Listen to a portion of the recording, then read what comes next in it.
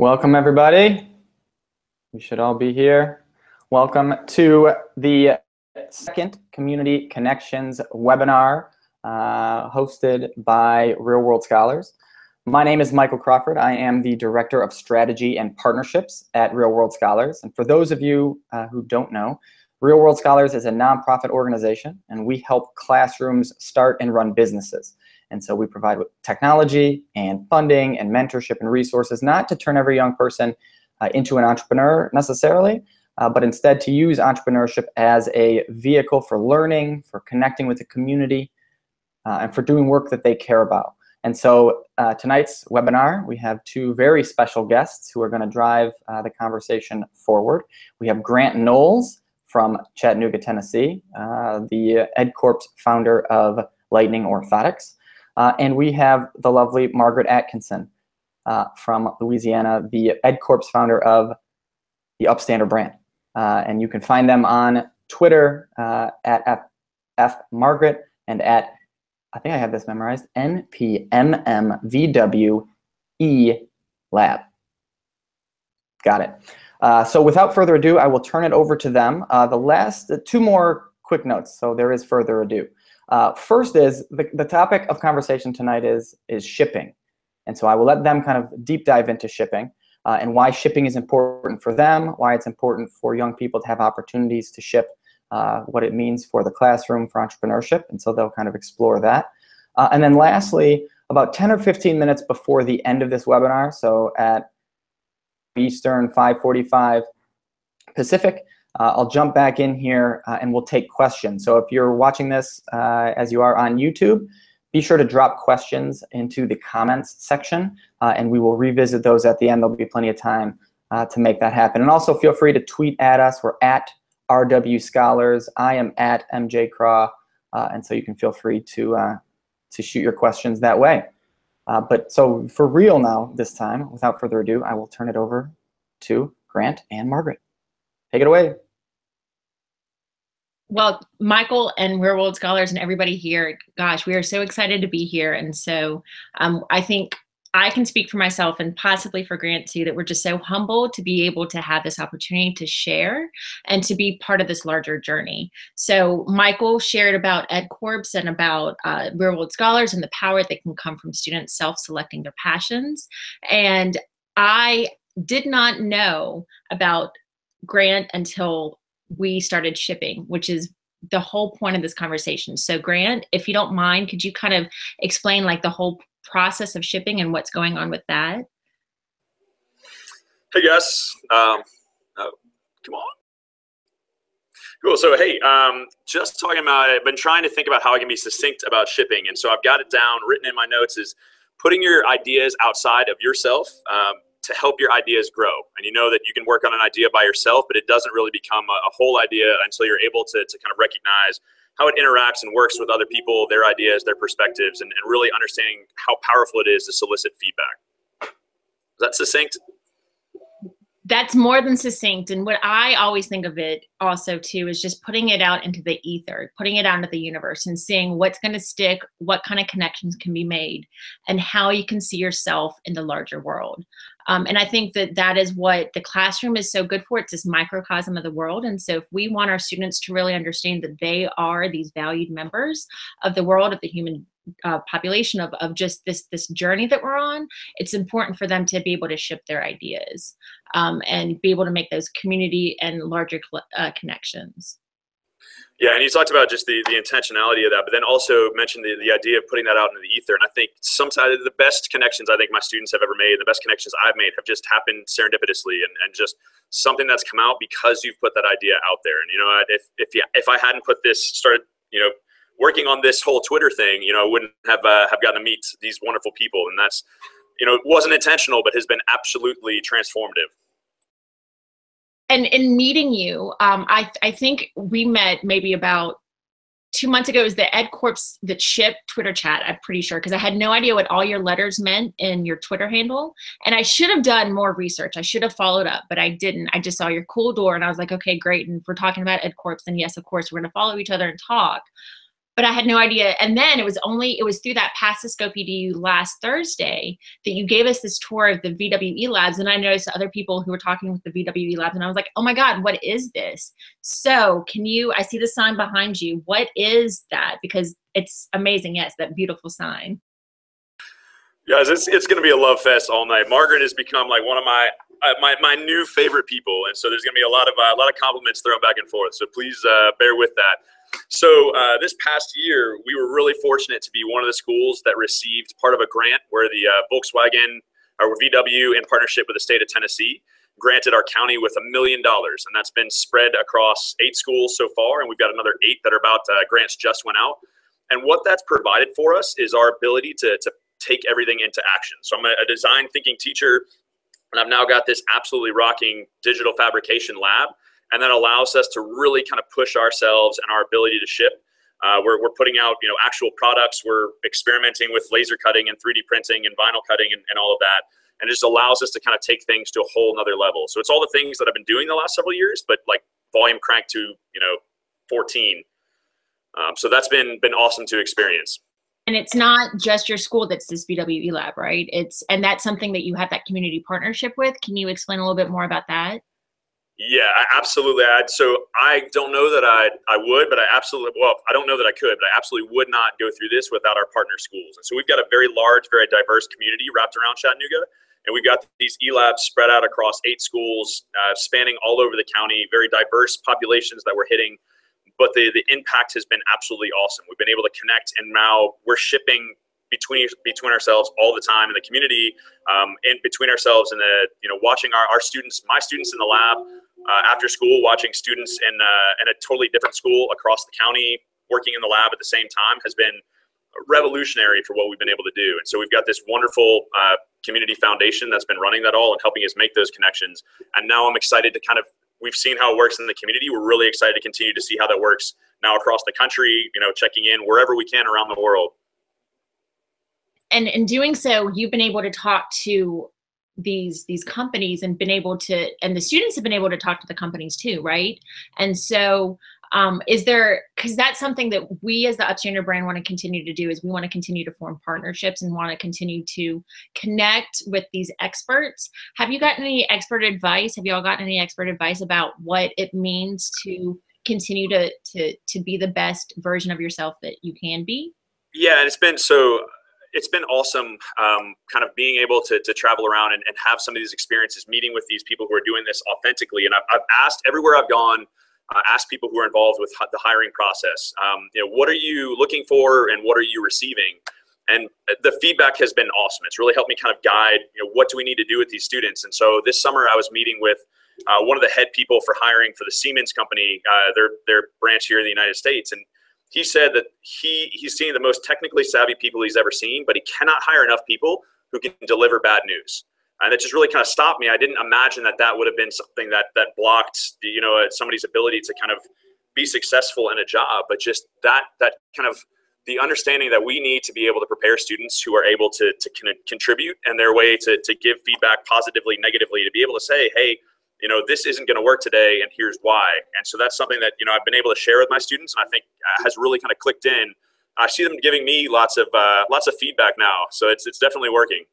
And it's not just, and again, I'm not this CEO, so whatever, but it's not just giving the feedback. I think it's receiving the feedback. And so I know that you and I have spoken kind of to this point of the students being able to share and expound upon what their ideas are. But there's a video that we want to share with the audience, and just kind of a quick side note. Grant and I believe so much in student voice that we thought that this campfire, as Grant has aptly renamed it instead of a webinar, right? Elise and I thought it's not just a talking heads thing. It's this campfire. We wanted to make sure that the students had a voice as well. So we'll talk about this a little bit later. I'm going to screen share. So Grant, remind me again if I'm not screen sharing or if I am screen sharing. We wanted to make sure that the students had a voice in this presentation. Like, this is their voice and dialogue.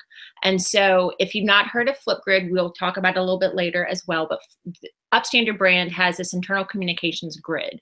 So initially we were going to password protect it, but we've used it recently to be able to connect and to ship. And so one of the things, so we have 4 topics. Our communications manager has set the tone, has set the expectation in the topics.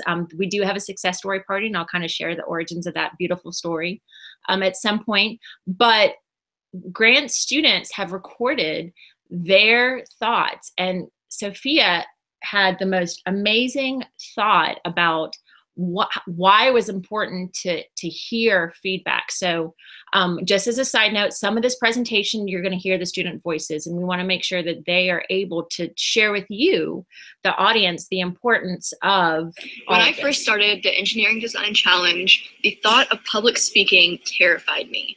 And the thought of getting feedback, negative feedback, just made me not want to do the design challenge anymore. But when I got up on stage and started speaking in front of people, my thoughts on public speaking changed so much. Now I'm excited to have any opportunities I can to public speak. And now I know the importance of getting negative feedback. Not negative, but feedback that can build you up and want you to improve on your idea. So the idea of shipping and getting your ideas out there so that people can critique you is so crucial to the process of designing and engineering. Because if you don't get feedback, then you'll have an idea that needs improvement, but you can't get it. So part of the power of Flipgrid is that the students are able to have a conversation. So Sophia recorded, my students were in awe. We listened to these grids, these responses, and then my students have responded and started the dialogue. So again, if we're talking about these layers of shipping, here are these ideas being put out in the ether, and then people are picking up on what makes sense to them, and they're responding to what makes sense in them, and they're building this shared knowledge. So here are 2 8th graders who are going to respond to what Sophia had to say. Hi, Sophia. I can totally relate to your talking in public problem, because I was on the news once, and it was nerve-wracking because I didn't know if I was going to mess up, and it was live television, so I couldn't change anything. And it was just a really bad feeling knowing that I can mess up and everyone in the world can see it. Well, I can relate to the public speaking part, because we do this competition called NHG every single year, and it's basically this thing where you go to a competition and you present your project in front of a bunch of judges. And I was really scared about the criticism that they were going to give me, but as I continued to do it, it actually got really fun and I enjoyed it.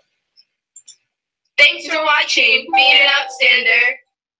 So this is just this built dialogue, this shared understanding that the students can go with and understand and grow themselves.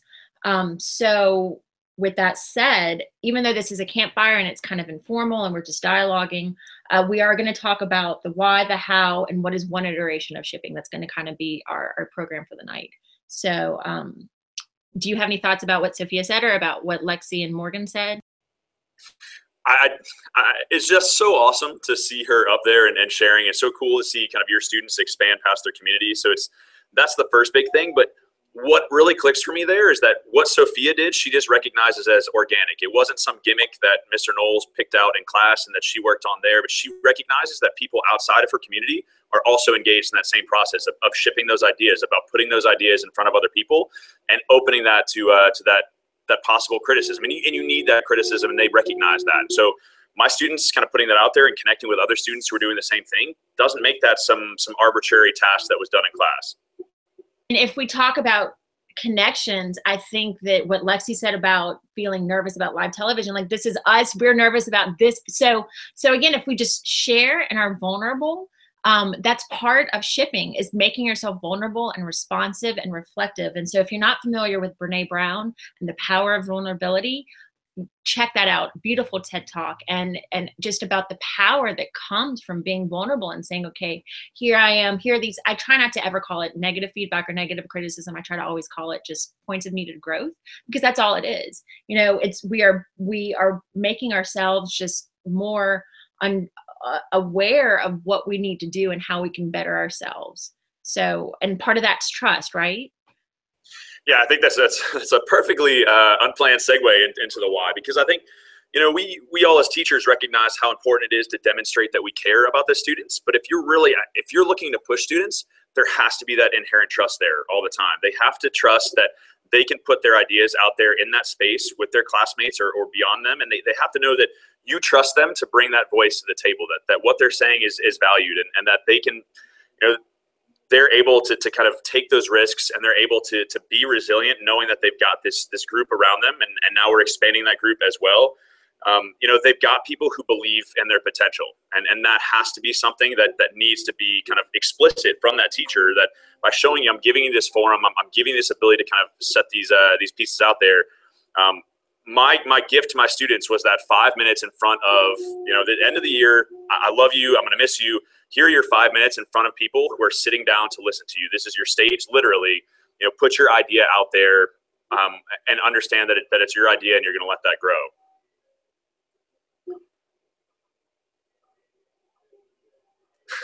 Unmute. Okay, so and so it's that trust that you have in them, and then the inherent trust that they have in you, that they know that you are there and you are building that.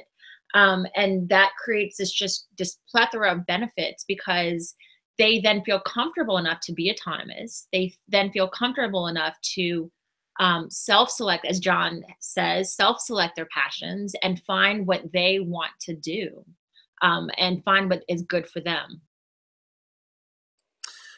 So I've been leading teacher PD and the eLab here all week, and we've started off each time sharing the Adam Grant TED Talk on Original. So here's our second TED Talk plug. But if you haven't seen that, please, when you're done with this, don't jump right now. But when you're done with this webinar, this campfire that we've got going here, check that out.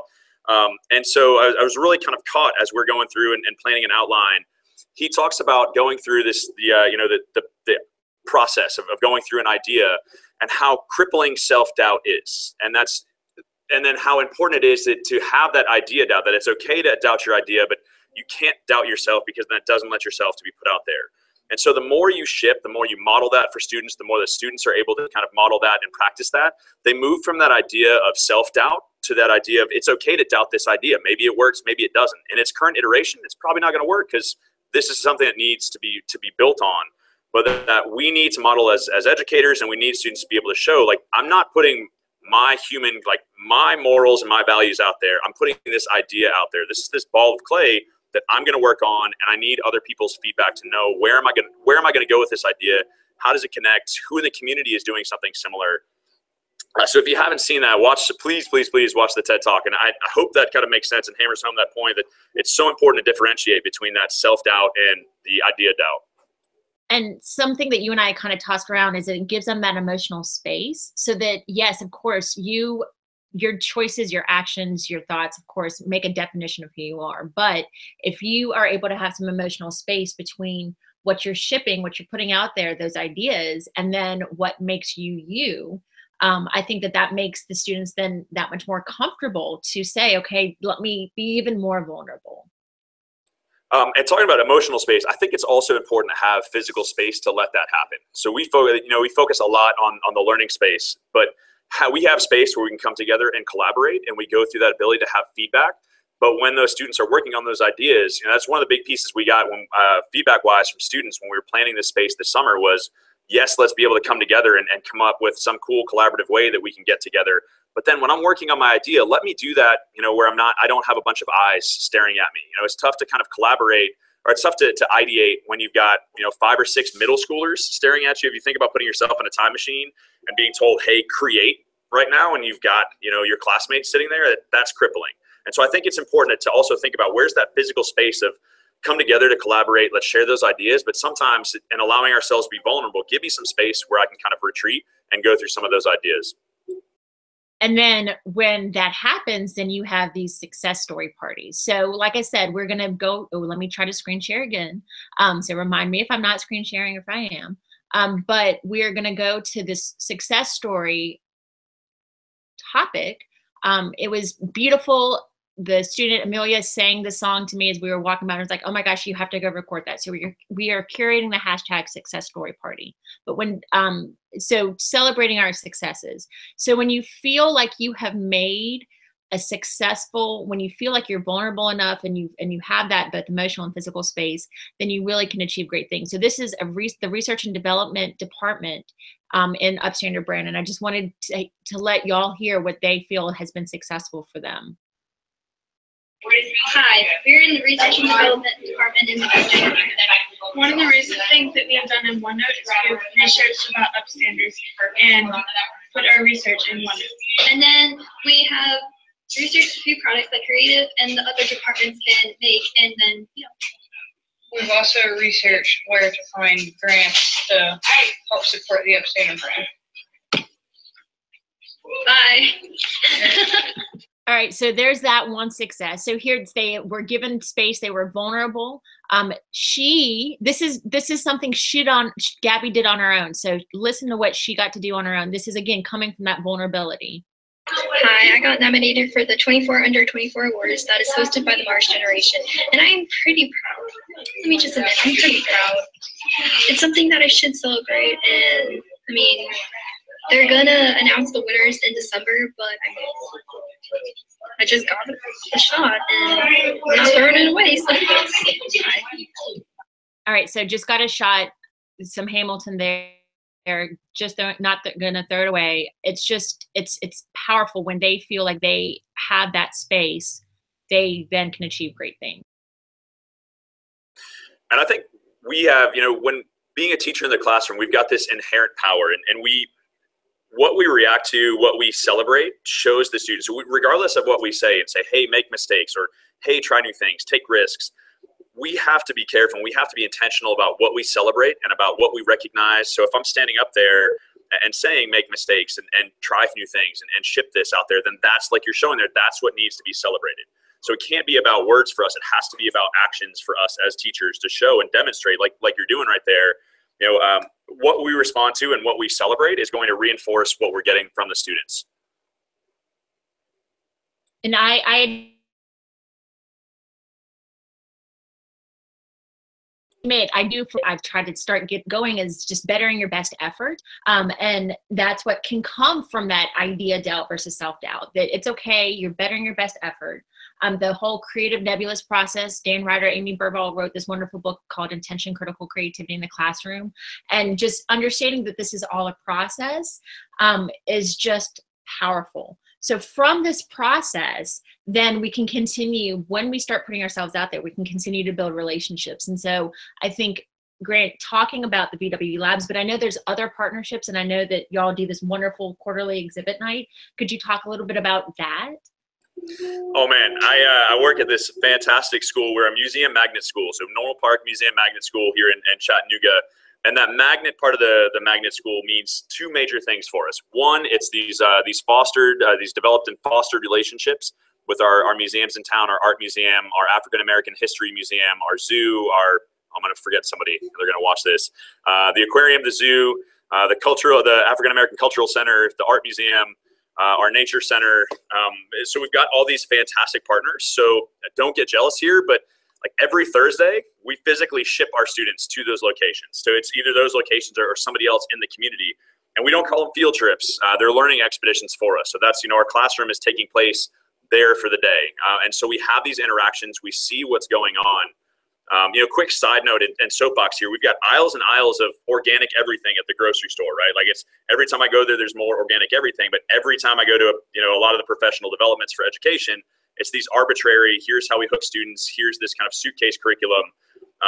But getting those students out there, whether that's bringing community members in or making those connections, or for us physically getting out there, shows that learning to be organic. And that's where we want to head. So it's that ability to make those connections. But then at the end of every quarter, we have these, we call them exhibit nights. And we create these, throughout the quarter, museum style exhibits in our school. And we invite the community in and we have that interaction with them. So it's this real live, authentic shipping. I can't tell you the amount of energy in that room. We've tried different ways to capture it on video, or just, so the people, if you're not there that night, if you come by the next day, you just miss it because you don't have those student docents sharing what they know. Like they're that self-selected passion for them because they've invested in those pieces that they've put up, and they have those connections. They see how their learning is being used in the world around them, and that's something that we're trying to figure out. How do we get people to kind of look in on those nights and catch that fever, that energy? I'm so jealous. That's just so inspirational. And I think that further connection of community can be seen through this digital connection too. You know, we can always leverage the power of technology to make those connections. I want to share another, as we were talking, I want to share another success story.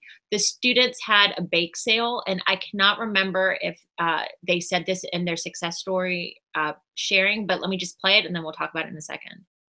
Hi, we're from the Upstream brand. I'm Alex. I'm Chassie. I'm Denari. And I'm Stanley. And we're from PR.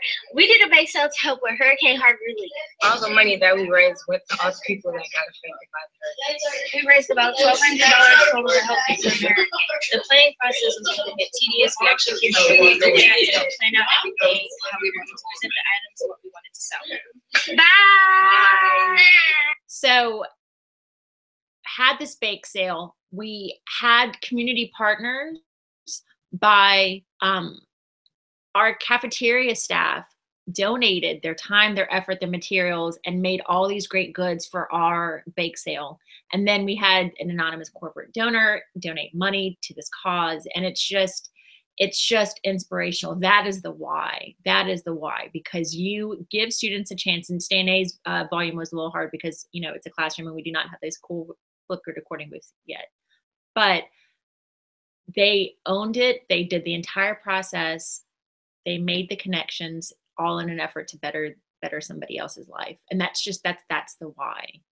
That is the why. So. Yeah, and I talked about those community connections and our museum partners, but I mean, I've done this like everywhere I've been. I've done this in the middle of Zimbabwe with teaching in a school there. Just people in the community want to help. I've never, ever, and asking people like, you know, hey, can you help us kind of crowdsource some challenges? What are things that you're working on? Or, hey, my students are working on a data analysis. Can we work on, you know, look at your kind of, give us some data, or, you know, hey, we're looking in green technology here. We're looking at organic farming. What are some challenges we can work on? I've never had somebody say no. Are there a couple, every once in a while we get the, hey, just see us in a couple months. We're super loaded right now. But they want to help. They just don't always necessarily know how that is. And so one of the things that we're constantly modeling is that success there and those connections. But they see what's authentic. They understand, you know, how that learning is going to work. That's where I struggled in school. You know, I did okay if I recognized, all right, in 20 years, I'm going to use what I'm learning right now. But if I didn't see that application, that was a struggle for me. And I think being able to ship out and making those community connections hammers that point home for students. And whenever possible, you know, if you want engagement from students, have them find the who of who's affected by that learning. Like it's okay for that to be themselves, right? But if you're able to find them, if they're able to meet somebody in person, if they're able to video chat with someone, give them people that they recognize are impacted by their learning. And there's no need for any gimmicks when it comes to engagement. That's just enduring and drives them. So well spoken. I could not say that more. And the reason why it drives them is because they have an opinion too. So we're going to look at Charlotte's Flipgrid response. And then we'll also listen to my students' reaction to, or dialogue, if not reaction, dialogue to it. And isn't this a cool sign? We'll talk about where we get that sign, but Real World Scholars, at least, man, y'all are phenomenal. Okay, so here's Charlotte. I think that teachers, especially in this day and age, need to have an understanding that students come into their classroom with already conceived ideas of how the world works and how it should function. And while it's important for teachers to bestow upon that student more ideas and more opinions, they also need to help that student understand that they're allowed to have their own ideas and come up with those creatively by themselves. So why do they need to, how are they engaged? Why? How? Because they have their own perspective. So here are Danielle and Abby responding. We're from the operations department of the Upstander brand. This Atkinson allows us to incorporate our ideas into the classroom by incorporating our ideas into the Upstander. For example, all of our products are made by students who had their own ideas into the products. So what better segue than the students' voice saying, is we want to share, and a way we can do that is self-select passions in the ed course. And that is the beauty of it all. So shipping, we've talked about shipping. I forgot to pull the cards off the wall in the classroom, but Grant has some, and I'll show you how I set it up in my class. But when was it? About a month ago they sent out the cards? I forget. It's been such a blur, but about a month, right? Yeah, some are right in about a month, and we've been using them pretty aggressively the last little bit. We had the fortune of having Michael and Audrey, DJ Odd Rhymer, coming in to hashtag Gig City, and they kind of helped us kind of kick that off. And so now whenever I see my students, we're in our Lightning Orthotics. We've got 3D printing, orthotics, and other adaptive health devices. And sometimes I've got students who are just absolutely on fire with creating a prototype and they're working, and I see that they're engaged. And then other times that can be daunting when they're working through a different iteration. I see they're stuck. And so it's really easy for me to come around and pull out one of these amazing shipping cards that Real World Scholars has put together for us. So some of my favorite ones that we've been using recently to get people unstuck is imitation's the best form of flattery. Find a company with social media accounts that you'd like to model, reach out to them and ask for tips. And so we've really focused on the first part of that. I'm really open with my students about the fact that I've fumbled into Twitter. I think I'm in like my second month. So the Twitter and the Periscope and all that's new to us. And I'm learning from these gurus out here. But just kind of sharing that how powerful, how impactful social media can be when we leverage it. And just demonstrating to students how we can leverage that and show students how to kind of model how to use that so that it's beneficial to them, so it's positive to them. And so we've recognized how important that social media is. I told you it was going to be a love fest, but my students have been totally geeking out about the Upstander Brands video that they put up, and they've just been exploding into how do we put ourselves out there? How do we, we talk about how many students want to be YouTube stars, so let's find how people are getting their names out there and promoting that. And then this other one that the students have been all fired up about. Special packaging is all the rage these days. Show off your design skills and create unique and custom packaging. Use your brand guidelines to create branded shipping experience. So I see a group of students who are stuck. You can kind of see that visually across the classroom. I float over there and just show that card, be able to, hey, create packaging. What is this going to look like? How do we put ourselves out there? And 5 minutes of them kind of going through and drawing something out. And all of a sudden they've got that productive procrastination allows that the rest of that idea to keep working in the back of their brain. And that allows them to continue to understand, how can I ship this out there? And then, oh, wow, I've got a new thought for my prototype. So being able to use these cards to get students unstuck has been the way that I've kind of jumped into the deep end of the shipping card pool. And it's always so interesting to hear what other people are doing, because I do not use the card. I mean, that's an amazing way to do it. And I had not even thought about using it as an unsticking method. I will let the students kind of set up how we use the cards, and then I'll talk a little bit more about that. And I'll also share some resources. I'll screen share some resources too. You can see the tabs. There are these 2 wonderful books that Elise and Real World Scholars has released, and I will show those in a second. And if as an EdCorps founder, or if just as an educator, you're not shipping these ideas using these books, and that's something that we can, that's an easy step. So first, let the students set up for you how we use the Ship It cards. One of the ways we use the Ship It cards, because I teach English and literature. And so I use this EdCorps. They are reading and they are writing, they are communicating. So all the skills that I want them to have in a typical academic setting, I use with this EdCorps. So here's budget and finance. So here we go. Hi, we're the budget and finance group from the Upstander brand. Okay. This is Stone and Dylan from the budget and finance group, and we're here to talk about spreadsheets. Spreadsheets are a very important part in the budget and finance group, and they help keep everything we do organized. All right, now. Okay, so look at how adorable. They came up with this themselves. Look at this. We even have a thumbs up to show that it's good, but Will Thomas, take it away. That pink thing in the background, that's our task board. It helps us keep up with all of our tasks that we need to do. So the task board is divided into departments. Operations runs the tasks and says, hey, here we go. And all of these things over here are the Ship It cards. So the students, let's see if Will Thomas says it. Nope. Okay, so the students are able to do. This was budget and finance from the Upstander brand. Goodbye. Okay, so he obviously wants he wants to be a YouTube star. It's adorable. So okay, so here are all the Ship It cards. So during their academic time, one of the things they can choose to work on are tasks for the Upstander brand, and so they can go to the wall and pick a card off and work on it. And one of the cards that that they chose today was about customers to send videos of how they're using products. And so we talked about it for a second. Zach and I talked about it for a second. And then he said, wait a second, what if we offer this prize for the best video that's submitted to us? And I was like, oh my gosh, that's brilliant. And so he ran off to the creative department to try to see if there was a special badge or a special thing that they could make. So using those cards is both an unsticking method as well as something that they kind of self-select themselves is, I think, a powerful way to do it. Grant, any other thoughts before I show the books? Yeah, I just really quickly want to jump in and make sure that a point you kind of shared at the beginning isn't glossed over about how this is language arts class for you. And this isn't something different. This isn't something that's done separately from the learning. This is the learning, right? This entrepreneurship process, this shipping allows students. It brings everything in. I was getting groceries the other day, and I was getting a lot of groceries, so we had a very long conversation. But the guy checking me out is asking about my job, and I'm talking to him about the design thinking process, and I'm talking to him about digital fabrication. And he proceeds to give me his opinion on how this is kind of education gone the wrong way, about how this, where's the Common Core and where are the standards, and why aren't we doing more English, more math? And I'm trying at this point to ease my way out, but I find myself kind of pounding my fist on the check cashing or the check signing little stand there and say, like, this is learning, right? This is how students are using math. This is my students giving public speeches. This is my students writing these things up. This is authentic. This is everything pulled together, and that's what we're looking for. We don't need to more silos in these different departments, but let's bring these things together and show these students how it's done. So I think he's not going to ask that question the next time I roll back into to Publix.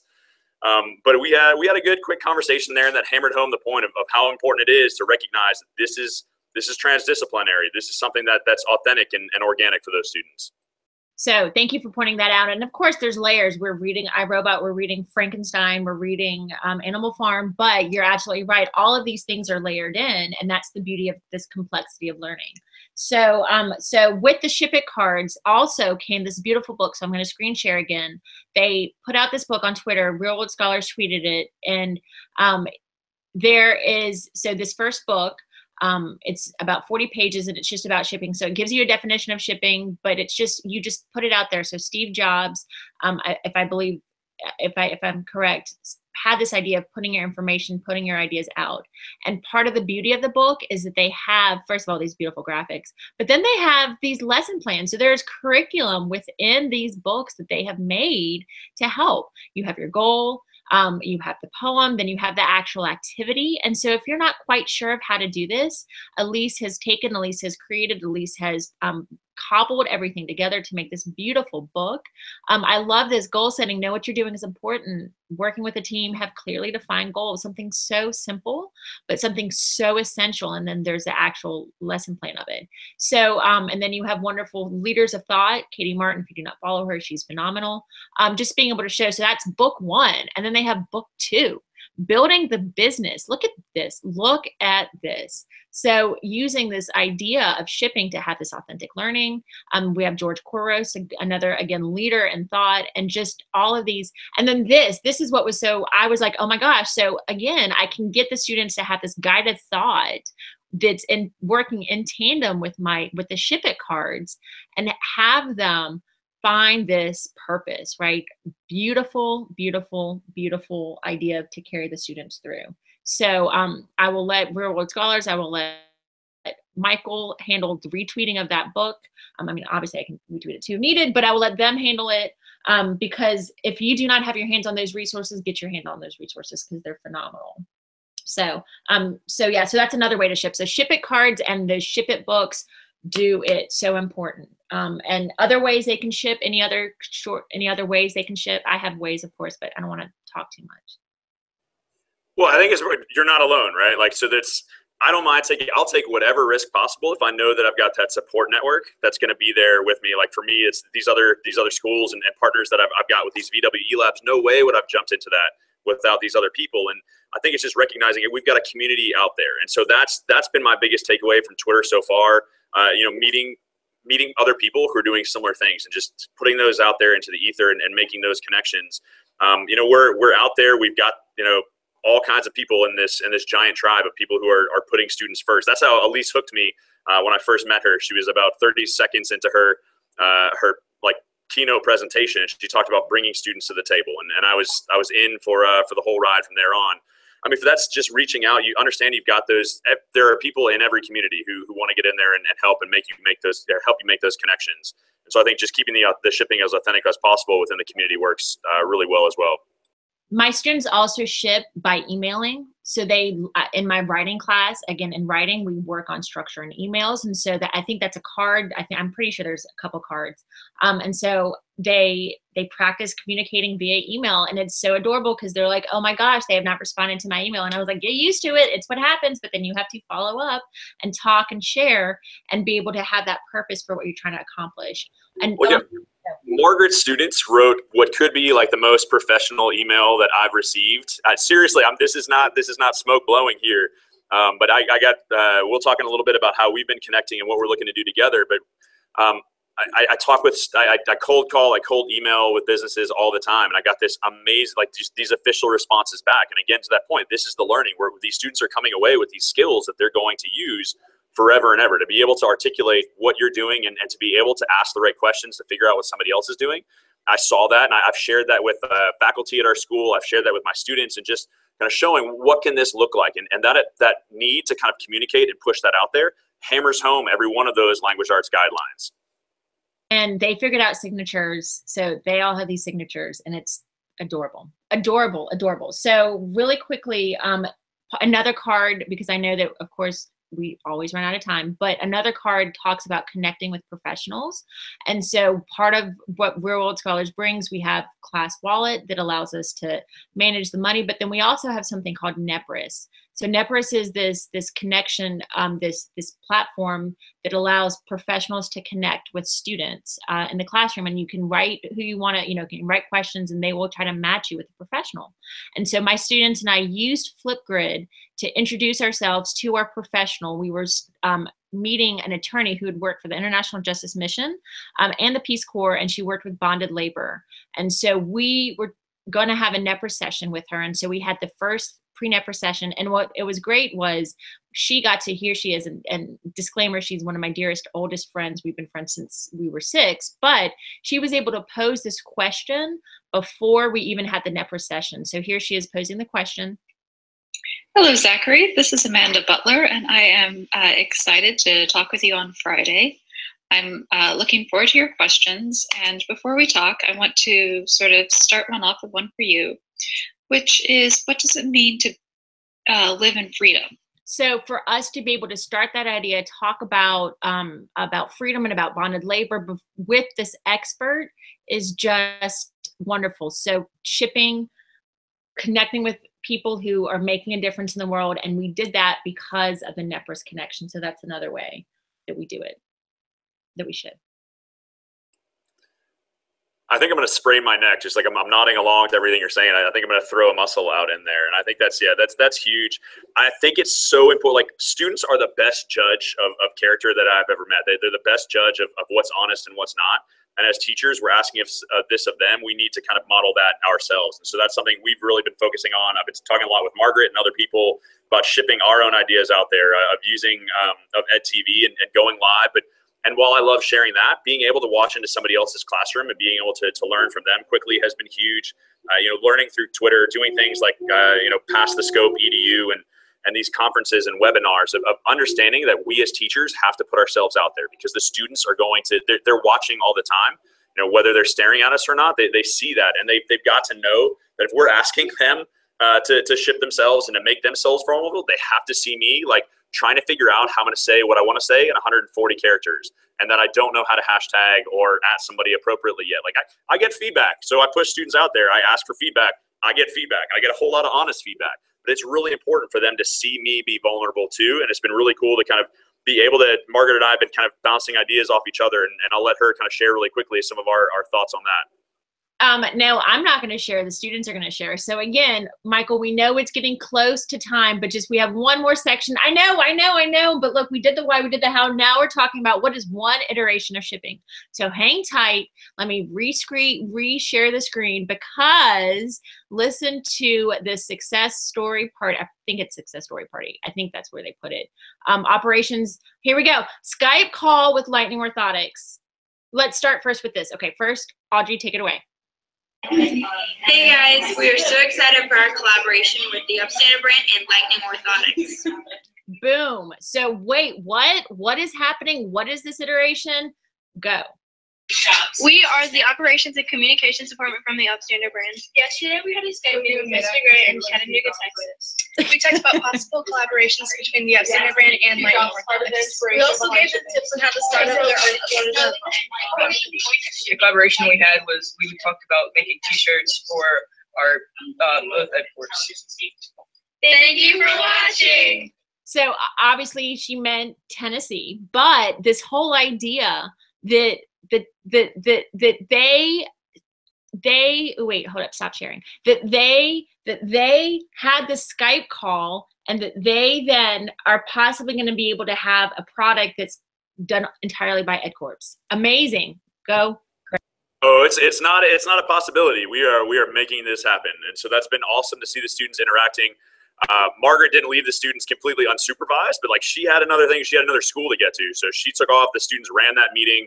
I sat in the background and just watched my students. There was an adult. There was an adult. Oh yeah, they were left supervised. There was an adult in the room, but this was student run, and so we've got these students kind of pushing things together, and we're really looking forward to see. It was awesome for my students to see that this wasn't something that was happening in our Chattanooga, Texas, but this was something that was actually happening like all around them, and recognizing, hey, there are other students who are doing these same things too. It lit an absolute fire underneath them. It was my favorite car rider duty morning ever this morning. I had students firing out of the cars with ideas, talking about departments and talking about prototypes and all that. So the passion has been lit.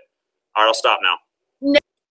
No, I mean, it's just like, oh my gosh, like they puff up whenever they are affirmed for what they're doing. And I hope your students feel affirmed too, because when I was bragging about y'all to them and they were just like, oh my gosh, we cannot wait to share and to see with what they have to say. So the collaboration between the Skype call, did it go well? Was there a problem there?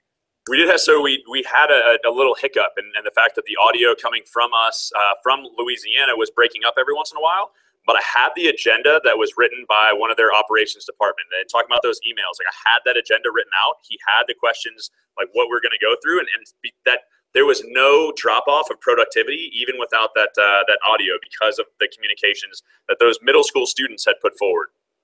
So with that said, that is one iteration of shipping, and it's not going to stop there. I mean, not at all. Not at all. Do you want to say something? No, I think I'm going to flip it to Michael now. Okay. So anyway, yes. Shipping is wonderful. There's reasons behind it.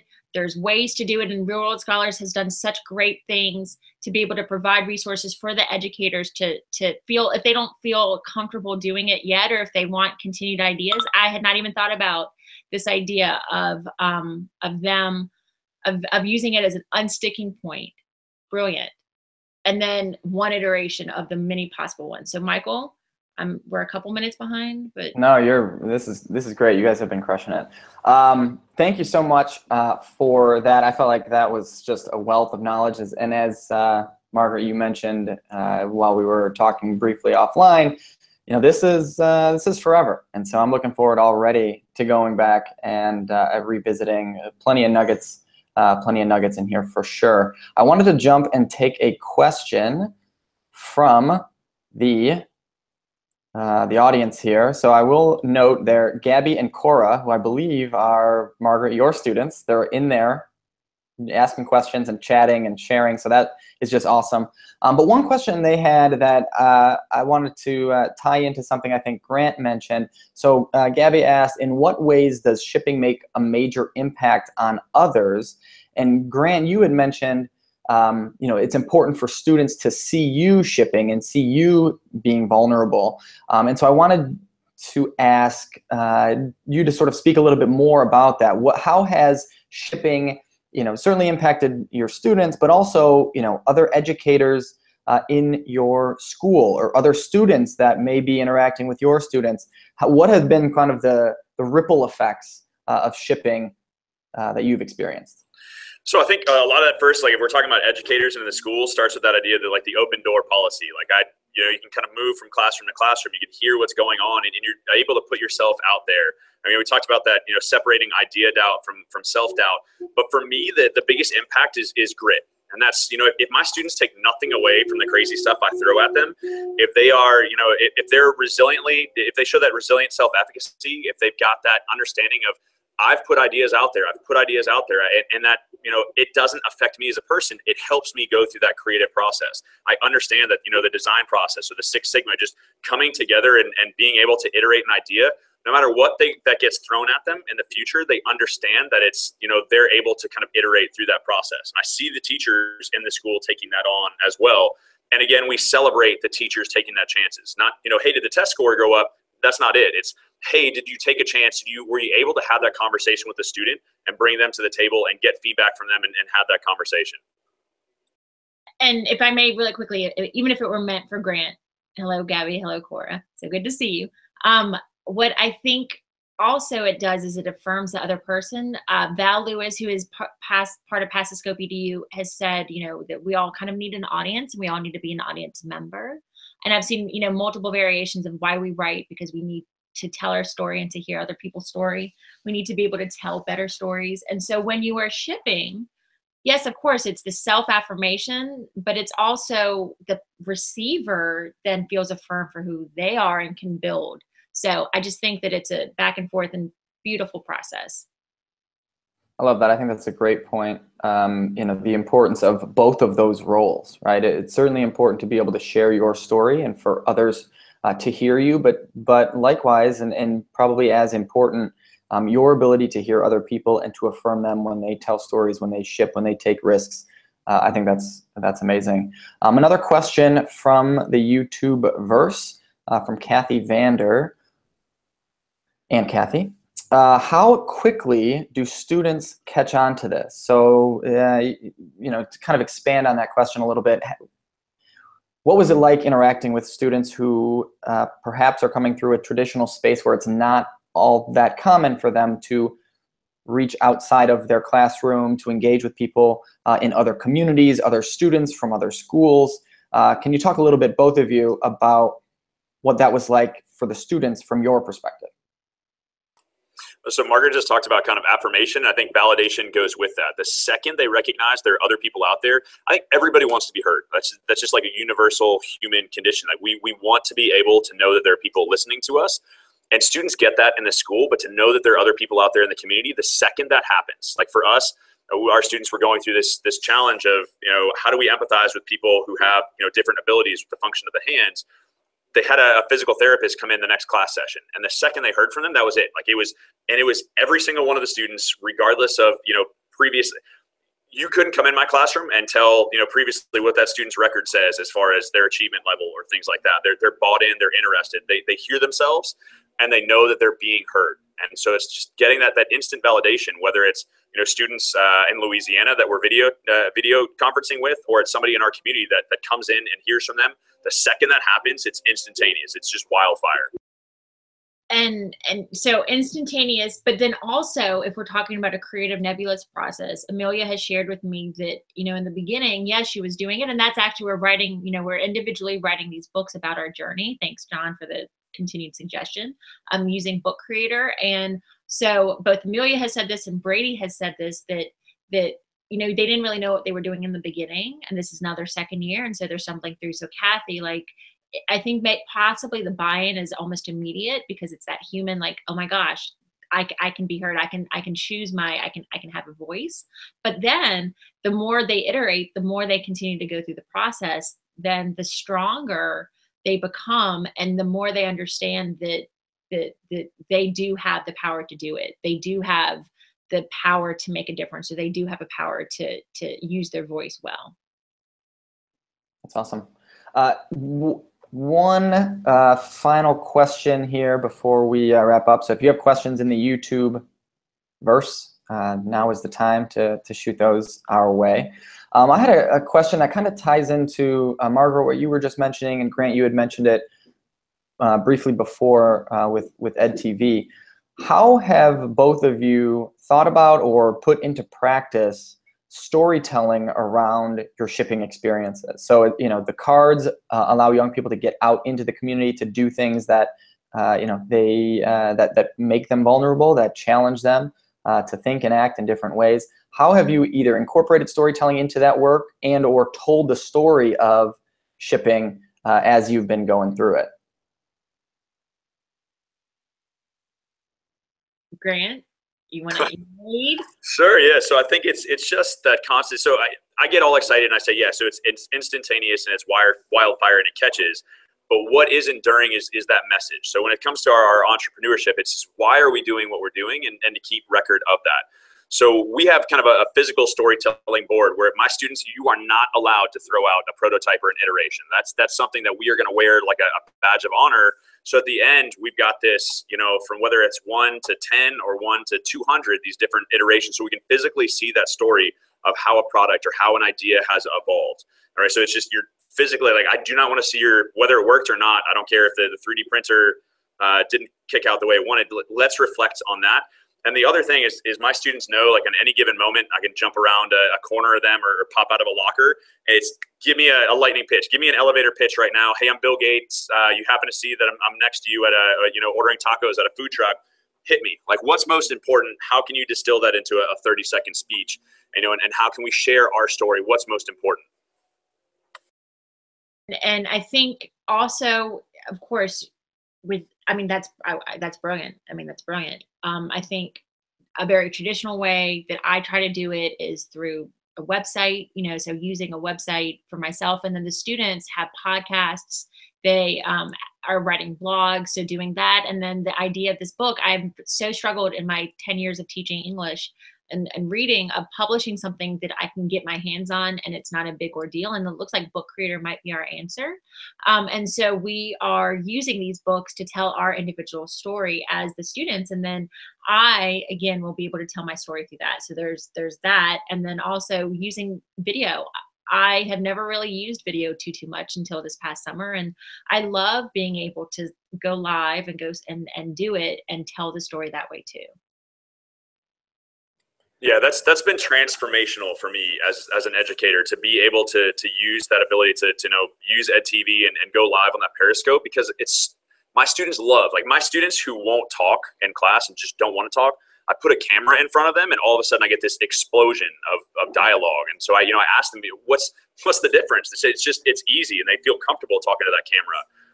And so being able to kind of share that out has been awesome. But then I love, like, I get notifications on my phone that, hey, this person's going live. I get to look into their classroom.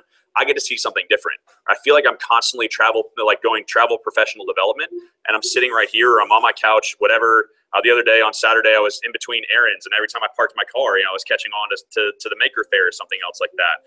And my last bit of that kind of storytelling is, again, like, if you're telling the students it's about process and not product, you've got to document that process. Take pictures, take video, so that's what you're able to look back on. That's how the students do those reflections, whether it's on Flipgrid or just like a real world or Jersey Shore confessional. Like, get that out so that at the end, when you've had those hard moments, or you're at the end, you don't remember all those hard moments, you're able to look back on. So if you're saying it's about process, back that up and prove that, document that process. First of all, can we just acknowledge the real world shout out there? You're throwing away back, so bravo, Grant.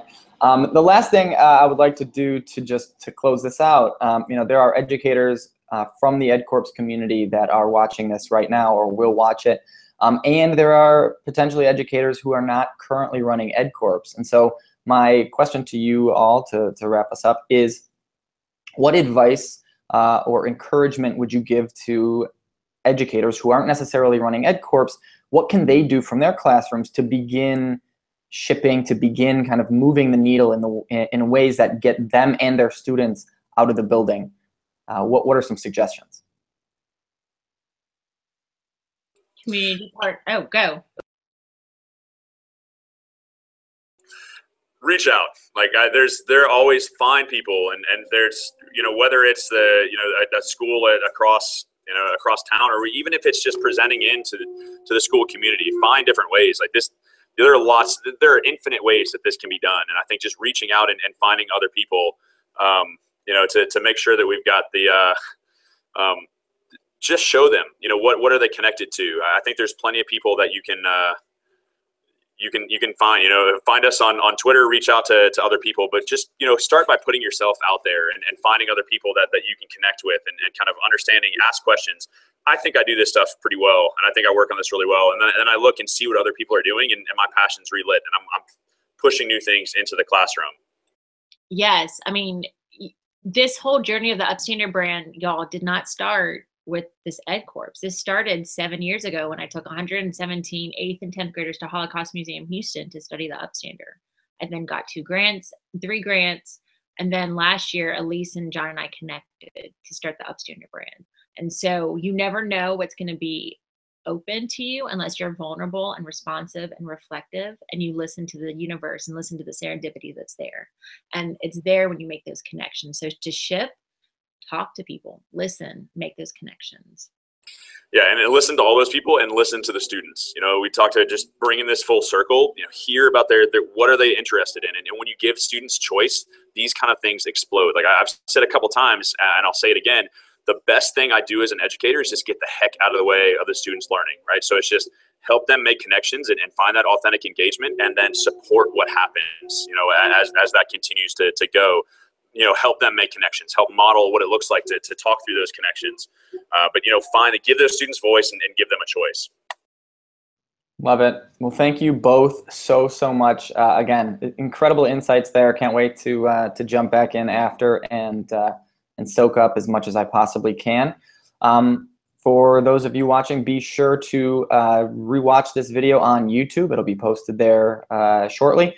Also, track us down on Twitter at RW Scholars. Any questions, thoughts, insights, please send them our way.